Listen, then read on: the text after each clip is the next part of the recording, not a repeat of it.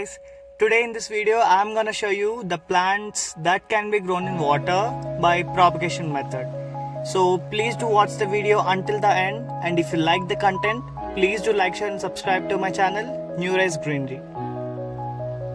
There are indoor plants that can grow in water without much maintenance. You can grow them in clear vases and jars to use as a centerpiece. The first plant in our list is philodendron. In all the philodendron species, heartleaf philodendron is quite adaptable for growing in water. You can keep a 6-inch long cutting in a clear glass jar or in a bowl in the location where it can get indirect sunlight. Don't forget to change the water once in 3 or 4 days and it will keep growing. Now the common plant all we know is money plant or pothos. Money plant with its glossy heart-shaped foliage. Pothos is one more option to go for. Grow it in water in a clear fresh bowl and keep that on a shelf. Cascading pothos leaves look wonderful. Keep changing the water every few days to maintain the right oxygen level. It can be placed in center of the table or even near a window to give a bright look to your walls and to your rooms.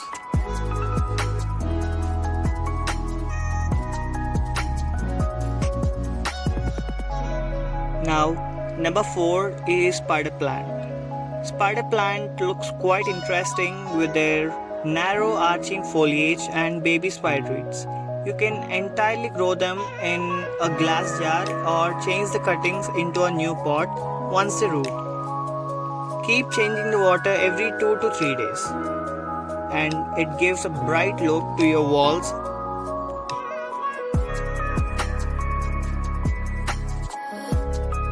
Now the arrow-headed plant or a common and cute syngonium. Like other climbers and vining plants, the arrow-headed plant is pretty straightforward to grow indoors in water. Keep adding fresh water twice a week and it will keep on growing. If you like, transplant it into a potting soil once the cutting sets new roots. And the next plant that I really love is a croton. Croton has the boldest foliage in all the houseplants. While it may not grow permanently in water, but you can use this method to root its cuttings and it adds brightness to your walls. Now let's see how to propagate or cut the stems from the main plant. So first I'm taking philodendron. Check out for a knot where we can grow the root system and cut the branch.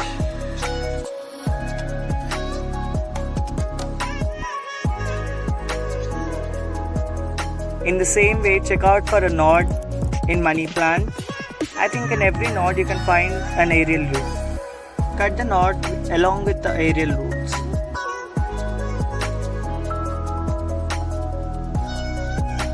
This is syngonium plant. Check out for a knot in the same way we have selected for philodendron and money plant.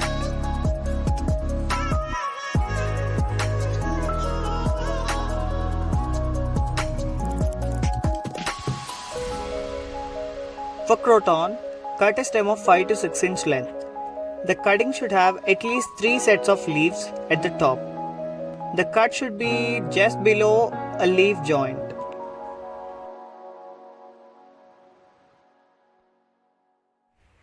Now I'm ready with my plants. I have collected all my plants carefully without damaging them.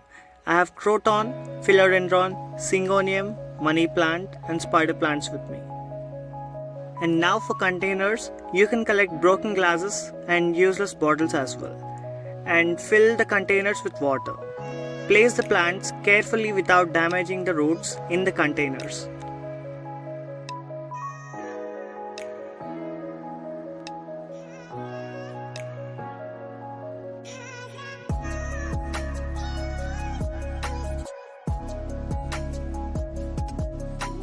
So now the biggest question that you all have is how to care them. For that, I'm here to help you out. The first thing is sunlight. Not much exposing to direct sun. You can place them near the window, and they even give you oxygen as well. And the second point is changing the water. Change the water twice a week to prevent the mosquitoes and to give a good growth to your plants. And coming to fertilizing, you can give 2 to 3 drops of liquid fertilizers in the water.